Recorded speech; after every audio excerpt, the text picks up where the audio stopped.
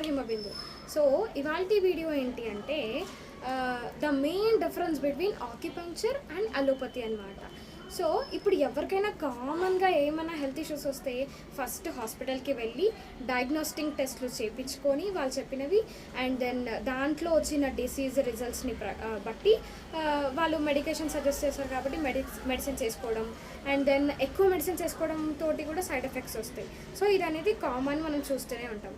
కానీ ఇవేవి కాకుండా అసలు మనం ఆక్యుపంక్చర్ ట్రీట్మెంట్ ఎందుకు చేయించుకోవాలి, దానికి దీనికి ఏంటి డిఫరెన్స్ అంటే ఆక్యుపంక్చర్లో ఏ ఒక్క మెడికేషన్స్ ఉండవు, ఇంకా ఏ ఒక్క ల్యాబ్ టెస్ట్ రిపోర్ట్లు కూడా చేయించడం అవసరం లేదు, ఏ ఒక్క డయాగ్నోస్టిక్ టెస్ట్లు చేయించడం అవసరం లేదు, ఇంకొకటి సైడ్ ఎఫెక్ట్స్ అయితే అస్సలే ఉండవు.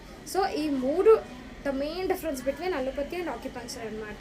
సో మనకి మందులు లేకుండా, ల్యాబ్ టెస్ట్ రిపోర్ట్లు లేకుండా, సైడ్ ఎఫెక్ట్స్ లేకుండా న్యాచురల్గానే మన హెల్త్ ఇష్యూస్ క్యూర్ అవుతున్నాయి అన్నప్పుడు సో మనం ఇది ఫాలో అవ్వడం చాలా బెటర్ కదా.